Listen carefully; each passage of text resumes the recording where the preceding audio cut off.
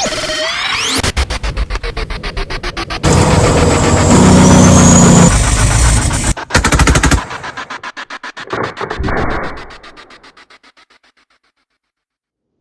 everyone. Thanks for tuning in. You're watching The Naturalist Capitalist, and as always, I'm Reed Coverdale, and I've got a special guest on the show. I've got Joseph Evans, who's running for United States Congress from Idaho's 1st District. How you doing, Joe? I'm doing good today, Reed. How are you? I'm doing well. Excellent. So you're running as a libertarian, just like everyone else I've had on this show. Why don't you tell us about your history, why you decided you needed to run this year, and what qualifies you for the position? Well, history goes back a couple of years. I got out of the United States Army back in 2013, and it was a period of trying to recreate myself and understand what was going on. And one of my reasons for getting out in 2013 was I was completely disenfranchised with what was going on in Afghanistan and Iraq, particularly within the military itself. And so I get out, and I'm in the process of recreating myself, and I'm getting involved with activist groups across the Treasure Valley here in Boise. And I realize, there are certain things that are just missing in our culture, in our society right now. And I start looking at political activism and going, okay, well, which of the parties do I really, feel in tune with? And of course, back in 2013, the closest thing you had to a peace party that was mainstream was, of course, the Democrats. Only you start looking into the Democrats and you go, they're not really as pro-peace as all that. Right. So I started looking around, and Green Party, Libertarian Party, they stuck out, as being the up-and-coming challengers. And then you start digging into their platforms and their policies. And so about 3 years ago, I made my first run as a libertarian candidate here in the state. It was for state legislature. And the idea was start looking at liberty solutions here in the state of Idaho. Just focus on Idaho. And I made my run and got involved with a number of other activists on the libertarian side of things. So we started doing the exchange of ideas, and it really started to fill in what being a libertarian meant to me, as opposed to just going, hey, we need to end the wars. Started thinking about, well, what else do we need to do? What else as far as promoting liberty, as far as a return to, self-governance? What else can we do for that? So stepped back and decided to go ahead and make another run of it. This time I moved from state legislature up to a congressional run. The reason why is because I realized through my run for state legislature and a lot of the policies that we were dealing with on a regular basis, the fix really needs to come from the top down. Reason why is because the regulations that have created this homogenous America, the one I'm talking about. Any exit USA, you get off, you see the exact same 10, the franchises. Why is it so much of America looks the same? And I thought, well, let's go ahead, cut the head off. That way, all of the little heads, all of the city and state governments can actually start developing their own cultures, making them unique. And we can start looking at an open source liberty solution to things. Actually start trying different things again, rather than trying to make all of America look the same. So that's sort of what brought me into my run this year for Congress. Right. I think you're correct that change, even though it needs to happen at an individual level, there are systemic problems that keep us slave to the system that exists now. And I don't think a lot of people realize how intentional that is. I recently got into an argument with someone on Twitter about corporations controlling our government, and they're completely right. that corporations and special interest groups have just got our government by the reins. But the problem is that the government has the ability to make their lives so much easier by giving them tons of protections, whether it's from pollution or whether it's from, through patent laws or whatever it is, or bailouts, subsidies. They can give them all these special favors. So there's this giant impetus to lobby and buy out all these politicians.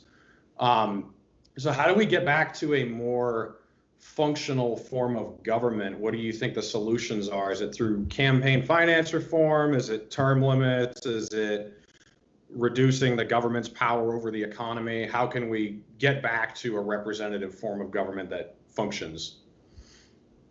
Well, and that's really it, is there is no one solution. There is no quick fix to any of those problems. Mm-hmm. Because as long as any one of those problems continue to exist, the corporate interests will recreate that problem again in the future with the abilities that they still have. Right. So we really need to go in and strip the ability of the corporate organizations to do the lobbying, and for that matter, eliminate what we're seeing right now as far as subsidized monopolies in the United States. And right now, because of the way Amazon, let's go with Amazon. Okay, Jeff Bezos right now, closing in on trillionaire status. And a lot of this has to do with his ability to have created a monopoly using Amazon's resources. Now, at this point, Amazon is heavily subsidized by the United States, whether it's through the contracts, the government contracts. They're running all of the cloud-based .gov sites. All of this is basically a no-bid contract where he charges them whatever they want, and nobody really goes in and checks what the process is. So here he is being subsidized heavily by the United States government, and through these subsidies, he's able to go in and undercut, most of the competition. He's created his one-stop shop. Okay? This was not a natural monopoly. It did not occur on its own. It was forced by the U.S. government. Or maybe forced is the wrong word, but it was enabled. So, but that's just one of them that we're dealing with right now. We continue to reward bad behavior in the auto industry. We bailed them out. Did they change their behavior? No. They went back to the exact same model that got them into the problem before. So right now we're back into a situation where the auto industry is going to need another bailout here in the next year or two because of the way things are going right now. This COVID has actually accelerated the entire problem for just about every industry that we've ever bailed out. We are currently in the process of bailing them out again. Mm-hmm. And it's one of those, we need to stop it. And it's like Joe Jorgensen constantly says, there are no bailouts in capitalism. Correct. Now, depending on how you like to define capitalism, how did you come to be a libertarian? Was it Proudhon? Was it, Rothbard? We keep using these words over and over again.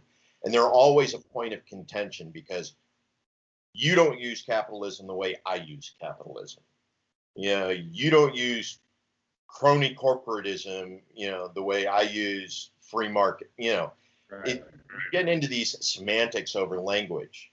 But I think at the end of the day, we all know the system's broke. We all know why it's broke. And we're just looking for a fix so that we can get back to a situation where we aren't using our taxes to subsidize and reward bad behavior. Absolutely.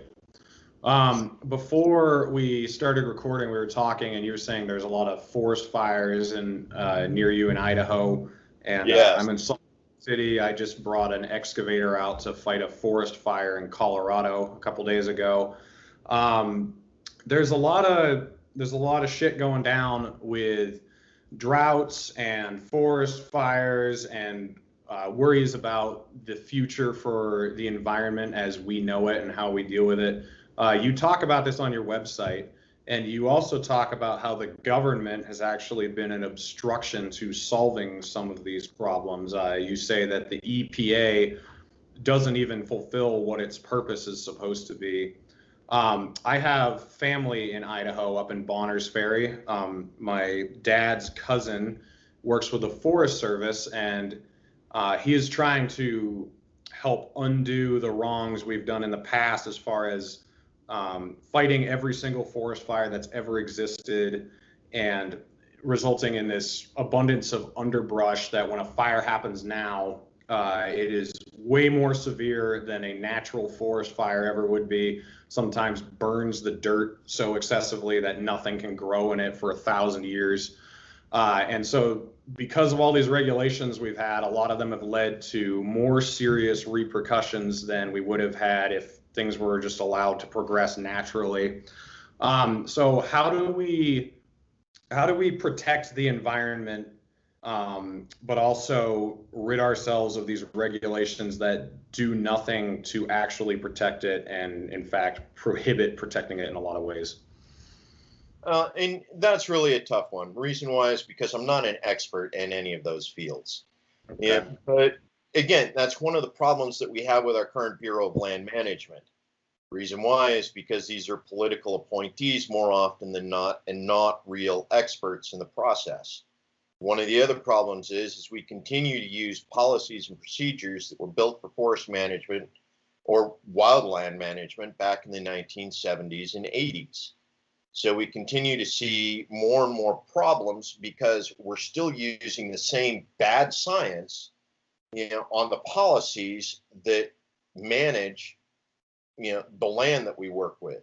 So, and then of course you also run into the problem in that with the appointees in the Bureau of Land Management, there are certain resources across the United States that do fall under the Bureau of Land Management that, could serve other purposes that aren't really good for us. One of them is like the uranium one mines, where we go in and we'd be looking at a strip mining process that exposes an awful lot of radioactive isotopes, intended for nuclear energy or bombs, and this would destroy the surface areas that we're looking at as far as land management as well.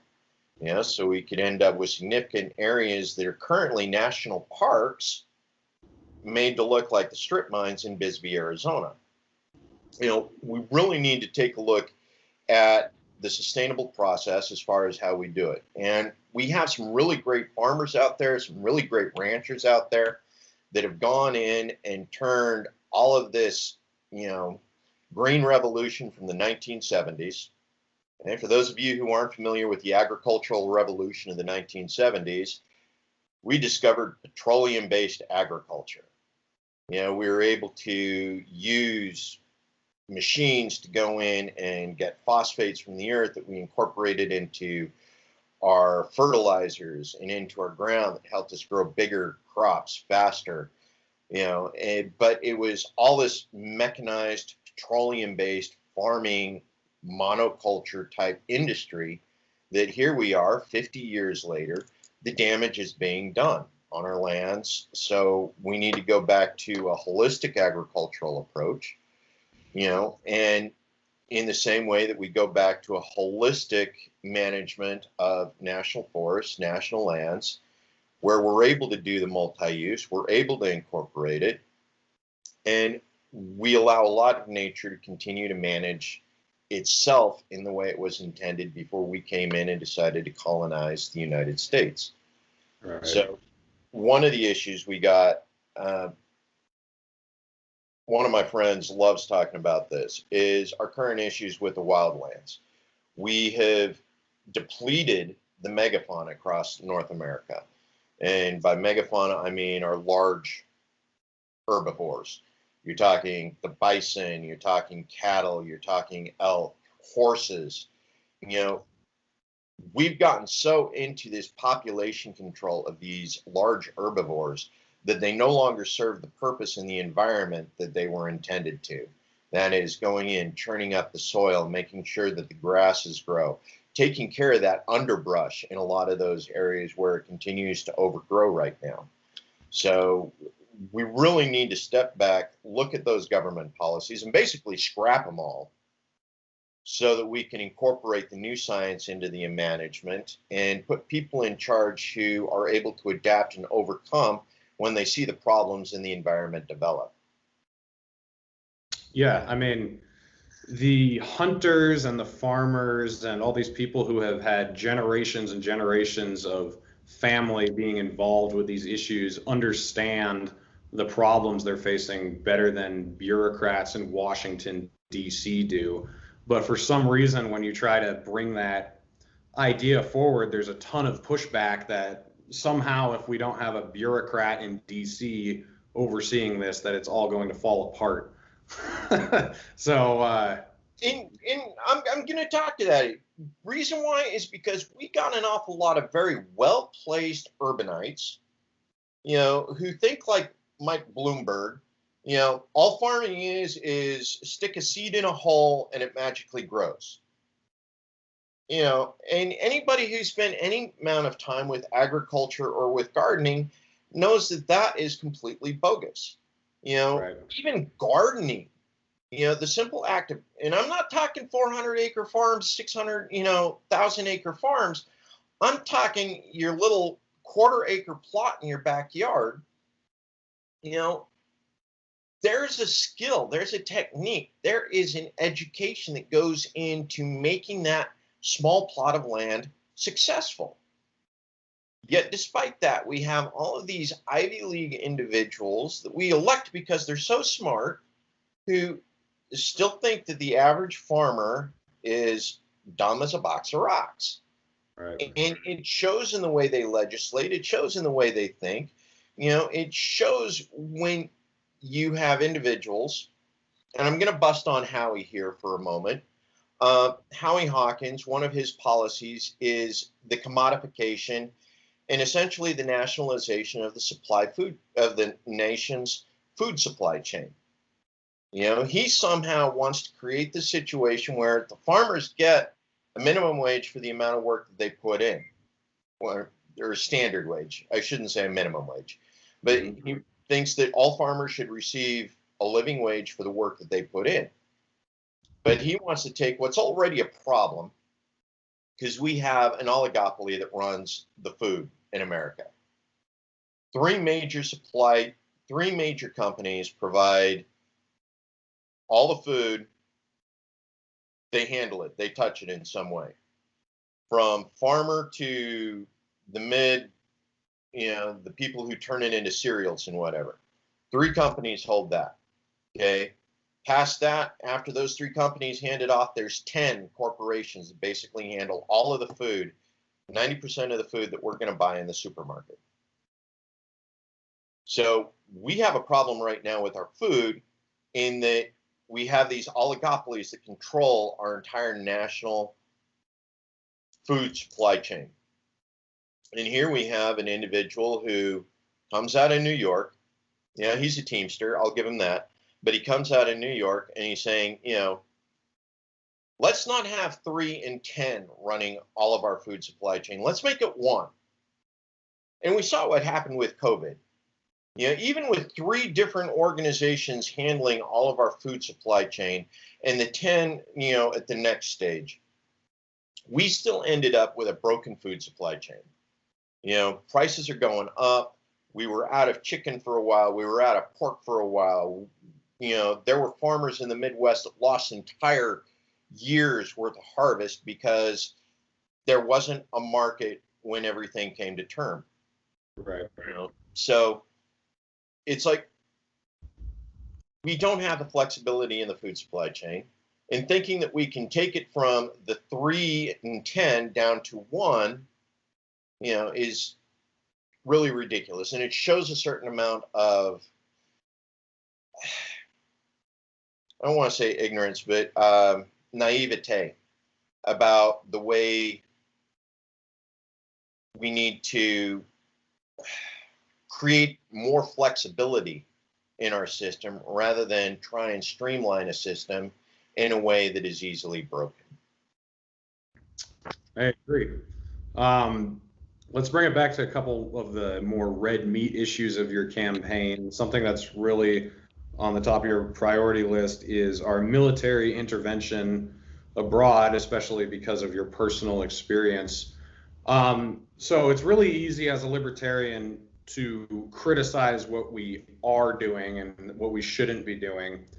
What I want to ask you is, what should we do? Should we have any role uh, in confronting China in the South China Sea right now? Is there anything our military should be doing in other areas of the world if we were to finally bring them out of the Middle East? Because I think most people would agree we need to do that.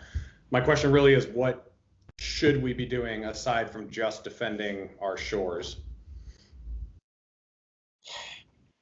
Yeah, that one's always a tough one. And it's one of the problems I have with the Green Party platform is its ability to suck us into humanitarian wars. Right now, most of our information, most of what we do has some sort of economic basis for it.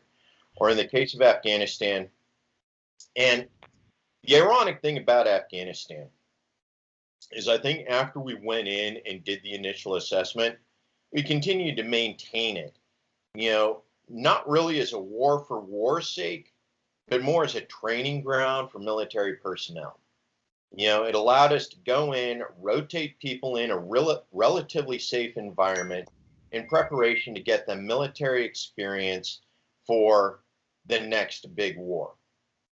And in Bush's case, that next big war was Iraq. We did 2 years, 3 years of rotations in Afghanistan before somebody said, you know what?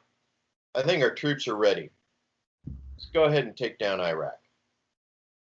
So that might be a little bit cynical view of the way that we continue 19 years of operations in a country that really offers no threat, to us either in the war in terror or even economically. So I think in a lot of those cases, what we really need to do is just pull back and say, you know what?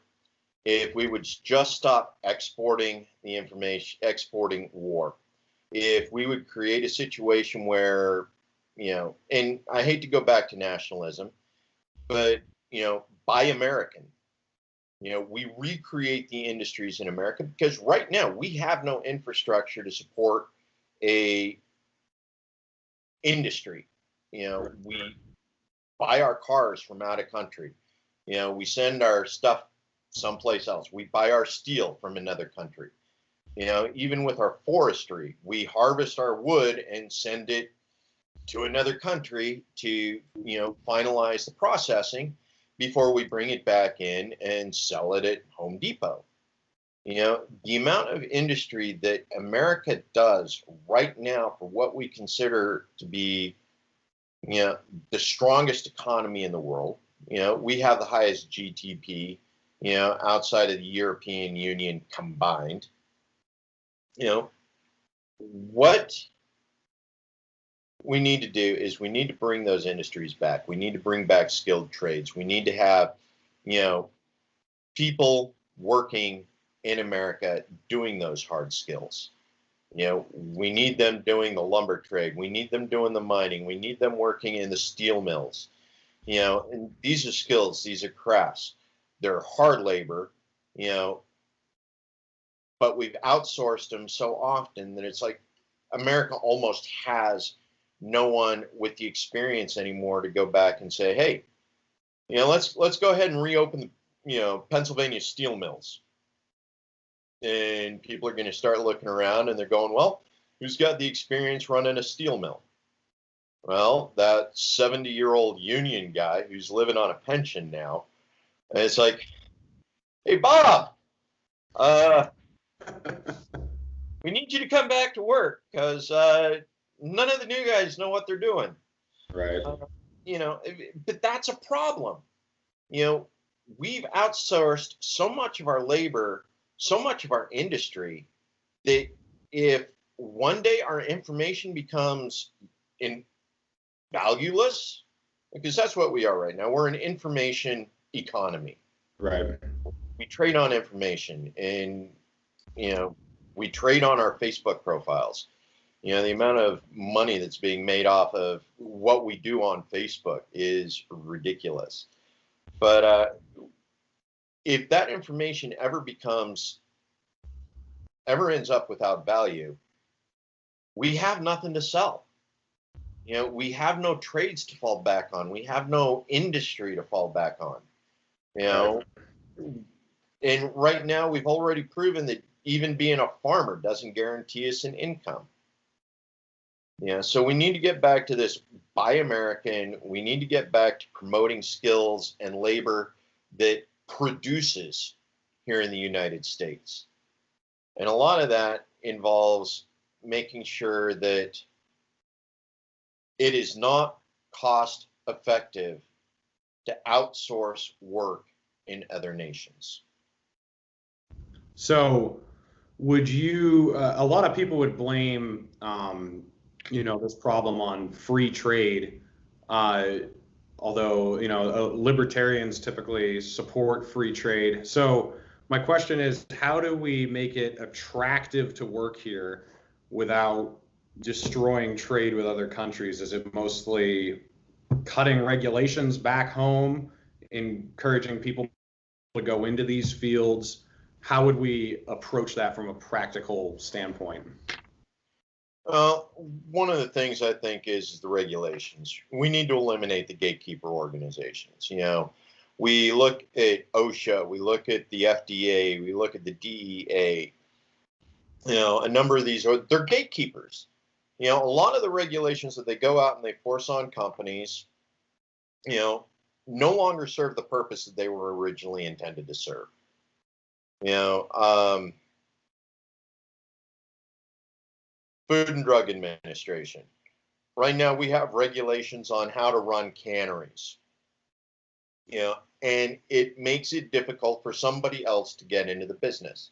Even with the disruptive technology we got, you know, you got to test the process of your pasteurization, you know, and prove that this new technology that you're going to use is capable of meeting the standards of this made up standard.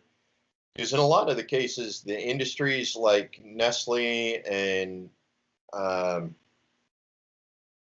Ralston and a number of those others that own our food supply chain, they can't actually meet the standards that they've lobbied for. Mm-hmm. You know, but if one of their $1 million a year, you know, canneries can't meet it, they just pay the fine for one cannery. Whereas a new up and comer, if they can't meet that made up standard, you know, but they still haven't been able to scale it up, you know, they're shut down because their 100,000 a year cannery can't meet the standard and they can't manage the profit for the cost of business. So we really need to get rid of the gatekeepers. Like I said, DEA, FDA, USDA, you know, Thomas Massey's Prime Act, you know, Mm-hmm. of those, that's a key example. Reason why is because right now we have, again, we're back to the three major corporations that run all the slaughterhouses in the United States. You know, every one of our major producers has to sell to one of those three companies, and then all of the stock is transferred to these fields, you know, the processing fields, where they are then fattened up to get ready for market. They take them off and they have these industrial processing slaughterhouses. You know, they're all modernized, they're all running automation. But we run into the problem with the supply chain again, because the number of slaughterhouses, you got to send the raw produce there. It's got to be slaughtered in their system. And then you turn around and you got to send it back to the place where you just bought it so that it can go on a shelf in a market. So Massey's, you know, cuts out that broken supply chain. You know, it allows a butcher to go out and handle the slaughtering at the farm. It allows, you know, it cuts out an awful lot of that middleman, an awful lot of that traffic. So we bring it back to the local economy. much like that happens, and we turn it over to local butchers and local farmers where they develop that network, where they develop that relationship. You know where your food comes, you know who processed it. You're going down to the local butcher, and you know it's grass-fed beef off of, the Hops farm or the McIntyre farm, out in Marsing. You got that relationship, rather than this corporate interest, maximum profit, who cares what's really in your food, Right. thing, as long as you get the calories. Yeah. So, and that works across the board. As soon as we're able to do that, entrepreneurship takes over. The disruptive technology is able to come back in and prove itself because it doesn't have to go through years of testing process, or being shut down by corporate interests who already own essentially a monopoly on our food. So you bring in the disruptive technologies, and the entrepreneurs, they come in, they fix the problem. Because right now it's just, there's no competition. Right. It's cheaper to send it out of country, and part of that is because the relative value of the dollar to the yen or any of the other currencies in the world right now. Fox technology out of China continues to be a bad one. We have people working for $5-6 a week, and that's middle class in China. $15 what they earn in a day, the U.S. corporation has to pay an American an hour. Right. So we need to get back to that. And one of the other things, I'm a firm believer in unions. Mm-hmm. Not necessarily the national or the international ones like IWW or the AFL-CIO, but as far as locals go, local unions understand the local economy. Mm-hmm. They understand the wages that an individual needs to earn in order to buy a house and put food on the table for his family.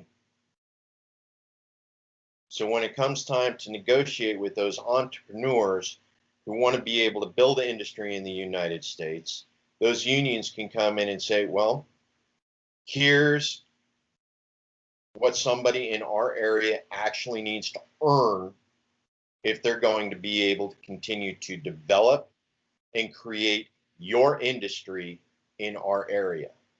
Because if they're not earning that much, they're going to starve. You're going to end up with really sad workers. So we need to get back to those local unions supporting local economies and local decisions in conjunction with local entrepreneurs that aren't being bought out or forced out of business through corporate engineered regulations with the United States gatekeepers. Yeah. So, again, it's, cut off Washington, D.C., cut out the agencies, cut out the regulations at the federal level, and let the local individual, local organizations, whether it's unions, whether it's the entrepreneurs, let them create the standard that allows industry to succeed within their area. Because honestly, this one size fits all solutions that keep coming out of DC are killing us. Yeah. No, I mean, I totally agree. And what I'm seeing in the Libertarian Party finally is the more left-leaning people who have traditionally either gone to the Green Party or the Democrats. They're starting to take another look at us because they hear that message that you just laid out there, the message of decentralization and letting communities deal with their own problems the way that they know how to, instead of this one size fits all approach coming from Washington, as you said, which kind of phases into the last question I wanted to ask you about, which is criminal justice reform, which is something a lot of people on the left really care about right now. But it seems like there are only extremes being offered. There's the idea of completely abolishing the idea of having a police force or zero change. And for some reason, that's what we're being given. where the Libertarian Party, they're, in my opinion, offering real solutions like ending qualified immunity, ending civil asset forfeiture, ending no-knock raids, demilitarizing the police. I really look at our approach to police reform the same way I do that we look at economic reform. The police have all these special protections that regular people don't have, sort of like the corporations have all these special protections and uh, these systems that funnel money directly to them. So how do we decentralize the police? How do we have a police force that really protects the people instead of having powers that they can abuse? What is your approach to that problem? Hey, so one of the things I like with regards to this, and particularly the libertarian solution, we go back and we take a look. There's a couple different groups, organizations out there that have taken a very libertarian approach to this, like the eight, the eight different issues as far as police reform goes. Ending the chokeholds, end qualified immunity, and they got their list of their top eight. Most of them are things that we've dealt with as libertarians. But one of the problems that a lot of our street level activists run into is they don't understand why the system is broken. So they're targeting the thing that's closest to them, and that is their interaction with the police officer. And so the police are the ones that are enforcing the rules. That's our first level of interaction. So whenever we have a problem with the way the rules, with the rules even, the first person we want to blame is the person that we interact with. In that case, it's the police. We don't take a look at how far up the chain the break has really occurred. Right. So we go back to the 1970s. We go back to Nixon and his policy on marijuana, his policy on cocaine. We go back to the 1994 crime bill with the 3 strikes rule and the increased fines for crack cocaine versus regular cocaine.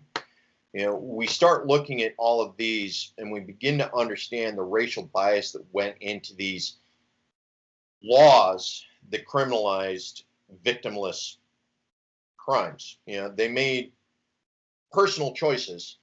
Admittedly, they're not good choices.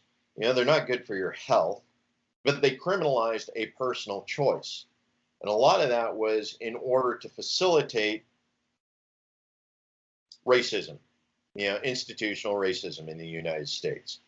So part of the thing, and we run into this problem an awful lot when we try and discuss the issues with Black Lives Matter, not so much with Black Lives Matter, but about Black Lives Matter with individuals that are coming from, and I really hate doing this because I'm using the language of the BLM movement, but as far as privilege goes, the ability of a middle-class white man to continue to do stuff that a poor black man or even a poor white man will get arrested for and get sent to prison for 10 years, because he's a functioning member of society.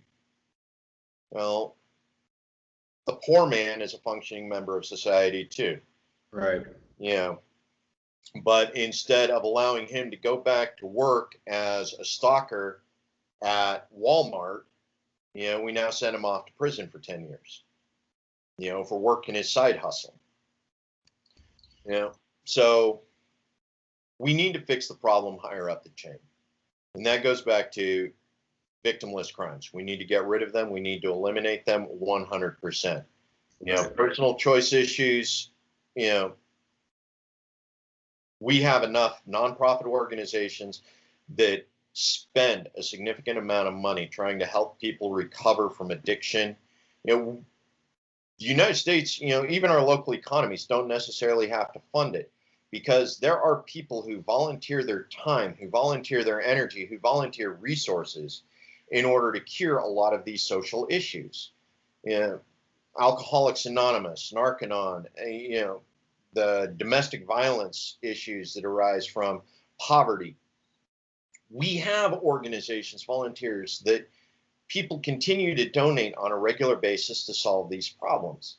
But what we need to do is stop re-traumatizing people by sending them to prison for self-medication.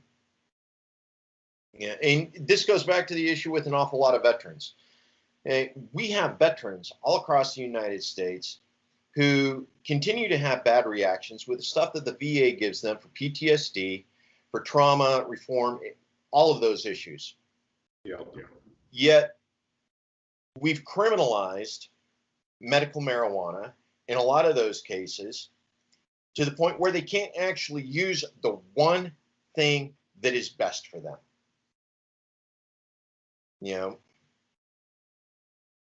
Some, other recreational drugs. We found that LSD, mushrooms, a number of other hallucinogens are actually good for PTSD treatment. But because of where they fall on the schedule, we can't study those in a large enough scale to determine the best way to utilize them for treatment. So we need to go back, deschedule the drugs, eliminate those victimless crimes, give people their life choices back, and give the doctors and their counselors and therapists more than just the pharmaceutical company prescribed options, which aren't as well tested as they like to claim. And we need to give people their choices back. All right. Well, let's close out by you just telling us about your upcoming race with the incumbent and whoever the other challenger is, and what we can do to help you. Do you need donations? Do you need publicity? Just what can we do to boost your campaign and push you along? So I'm Joe Evans, and I'm running for 1st Congressional District in the state of Idaho. The incumbent is Russ Fulcher. He's a Republican. Of course, it's Idaho. It's a very red state. And Russ has become very problematic in the 2 years he's been up in Congress. The reason why is because most of his votes continue to invest more and more power in the office of the President of the United States, which I never really understood why anybody would want to do that, because, yes, our current president happens to be a Republican. But by investing that power, you're giving the same degree of power to the next Democrat who holds that office. Right. Which is one of those things the Democrats are sort of realizing right now. We gave Obama an unlimited amount of power, which he didn't act on, surprisingly, on a lot of the potential power he had. And now we have Trump, who is using it. And we still have Republicans who want to give him more. How do we decentralize if we continue to invest that degree of power in a single individual, at the head of the executive branch of the United States? So Russ has become somewhat problematic. I do have another competitor. He's a fellow veteran, Rudy Soto. It's a red state. I still don't think he's going to get 30% of the vote, regardless of what his background is. So it really comes down to me and Russ. I got to take Russ's votes from him. And that means advertising. That means social media presence. That means getting out. So most of you who are watching this, feet on the ground here in Idaho, help me knock on doors, do the meet and greet, stand on street corners waving a sign, Joe for Congress. That's actually probably one of the best ones we got right now as far as getting awareness out there, is the street team waving Joe for Congress signs. But yeah, donations that help make sure that these volunteers, get compensated for their time out doing the street work. Nobody wants to stand on a corner for 4 hours if we can't keep them with water and snacks, and a little extra time. But that's really what it comes down to. Help me get people out on the street. All right. Well, I'll put the link to your website in the description, and I'll put the link in your the link to your Twitter page in the description as well. So you guys heard him. Go follow him. Give him your money if you can. Give him your time if you can. Let's push this guy through and get him to victory. I want to thank you for coming on the show, and I wish you the best of luck. Thank you, Reed. It was an honor to be here.